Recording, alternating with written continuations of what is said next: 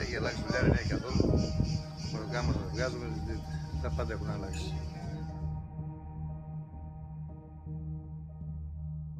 Τα πάντα ακριβένουν, ο μισθός και η δουλειά πέφτει και δουλεύουμε για να πληρώνουμε μόνο τα αναγκαία, τους λογαριασμούς μας, μόνο για να βιοπορούμε, ας πούμε, χωρίς να μπορεί να περισσεύει τίποτα για να, ας πούμε, για διακοπές, για έξτρα πράγματα. Δουλεύουμε μόνο για επιβίωση, για βιοπορία. Εγώ φέτος δεν πάω διακοπές.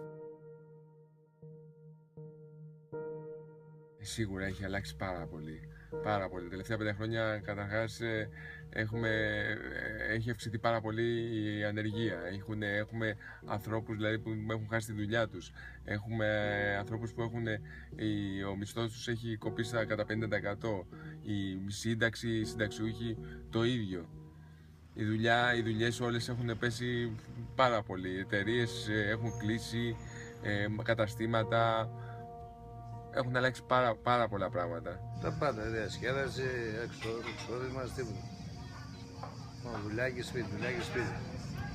Και διακοπές δηλαδή φέτος δεν δει. Διακοπές φέτος δεν υπάρχει. Δεν υπάρχει περίπτωση ούτε στο δισεκατομμύριο.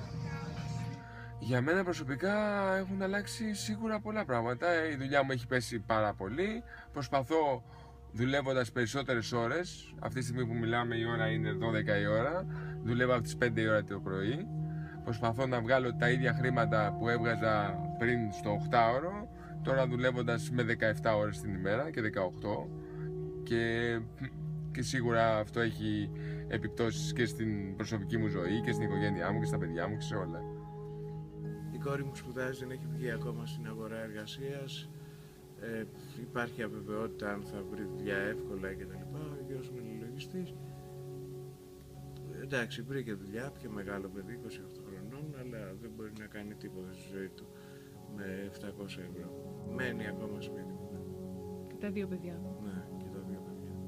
Η γυναίκα μου δεν δουλεύει τώρα, είχε απολυθεί πριν κάποια χρόνια, και οπότε, όπως καταλαβαίνεις, είναι πολύ δύσκολο τώρα να βρει δουλειά, ας το πούμε, σε κάποια άλλη εταιρεία ή κάπου αλλού, τέλος πάντων. Πρέπει να είναι μία μισή. Και από τι ώρα δουλεύετε? Εγώ βγαίνω 12 ώρα το βράδυ και κάθομαι με τις 12 το μεσημέρι. Το κάνετε αυτό κάθε μέρα? Κάθε μέρα. Από Δευτέρα μέχρι Δευτέρα. Ούτε Κυριακή, ούτε Σάββατο, δεν ξέρουμε τίποτα. Σίγουρα όλα έχουν πέσει κατά πολύ και τα νοσοκομεία. Εντάξει, μπορεί οι άνθρωποι που δουλεύουν μέσα να προσπαθούν να κάνουν το καλύτερο, αλλά μην έχοντας όλα τα πράγματα που χρειάζονται. Τα νοσοκομεία, δηλαδή τα πιο απλά πράγματα μέχρι τα πιο σύνθετα, καταλαβαίνεις ότι όχι μόνο τα νοσοκομεία, αλλά ούτε και τα σχολεία, ούτε να φανταστείς και στα σχολεία μας ζητούν οι δασκάλοι να προσφέρουμε εμείς κάποια χρήματα, είτε αυτό είναι για το πετρέλαιο, για το καλοριφέρ των σχολείων, των παιδιών μας, είτε για διάφορα πράγματα που χρειάζονται τα παιδιά στο σχολείο. Οπότε όλα έχουν μειωθεί, και το κράτος νομίζω ότι δεν μπορεί πια να προσφέρει αυτά έστω που πρόσφερε πριν 6-7 χρόνια.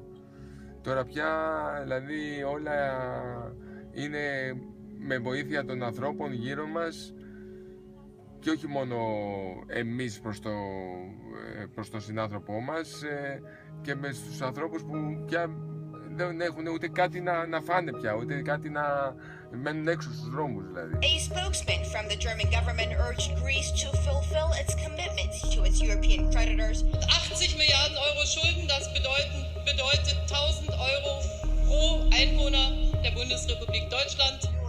When I borrow money, I have to pay it back too. Να τους δώσουν αυτοί πρώτα αυτά που μας χρωστάνε, να τους δώσουν εμείς αυτά τα δικά τους.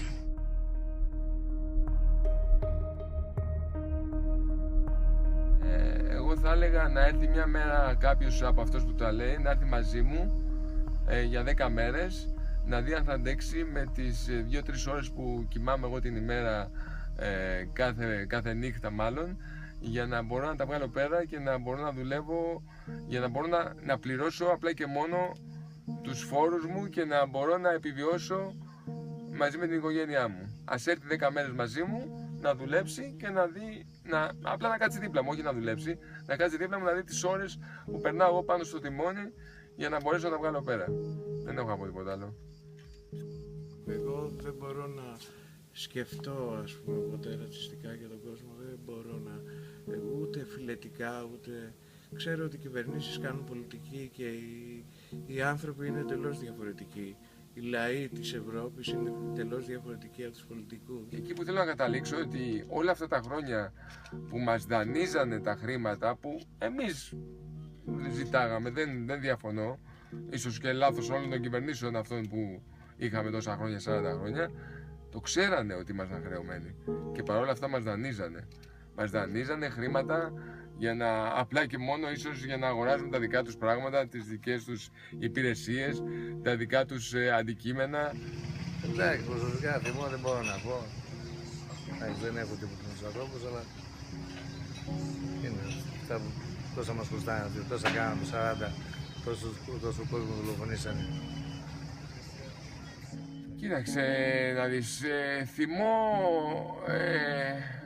το θυμό που θα μπορούσα να έχω και έχω δηλαδή είναι ότι ενώ βλέπουν την κατάσταση πως είναι, πιέζουν την κάθε κυβέρνηση που είναι πάνω τώρα, γιατί δεν θα ξεχωρίσουμε αριστερή, δεξιά ή οτιδήποτε, πιέζουν την κάθε κυβέρνηση να πάρει καινούργια μέτρα, ενώ βλέπουν ότι ο κόσμος είναι ήδη χρεωμένος, δεν μπορεί να τα βγάλει πέρα, δεν υπάρχουν δουλειές,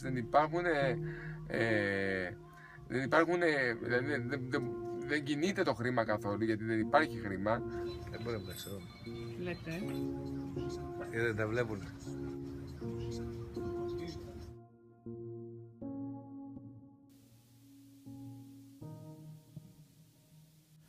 Αισιόδοξος δεν είμαι. Με το τρίτο μνημόνιο που λέμε, δυστυχώς δεν είμαι και τόσο αισιόδοξος. Και από ό,τι ακούω και εγώ μέσα από τη δουλειά μου, από ανθρώπους δηλαδή που συναναστρέφομαι, δεν νομίζω ότι θα καταφέρουμε να τα βγάλουμε πέρα, γιατί τα πράγματα είναι ήδη δύσκολα, οπότε και όλος ο κόσμος είναι χρεωμένος πάρα πολύ. Οπότε καταλαβαίνεις από εδώ και πέρα ότι αν χρεωθεί κι άλλο κόσμο, δηλαδή περισσότεροι φόροι, περισσότερα χρήματα να πληρώσει,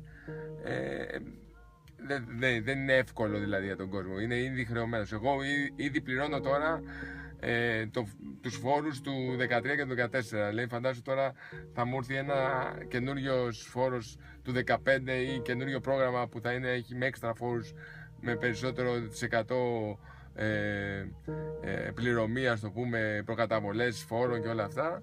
Οπότε καταλαβαίνεις ότι είναι πολύ δύσκολο να τα βγάλεις πέρα. Δεν πιστεύω τίποτα. Είναι όλα μούφες. Και θα έρθουν και χειρότερα και άλλα μνημόνια, σίγουρα.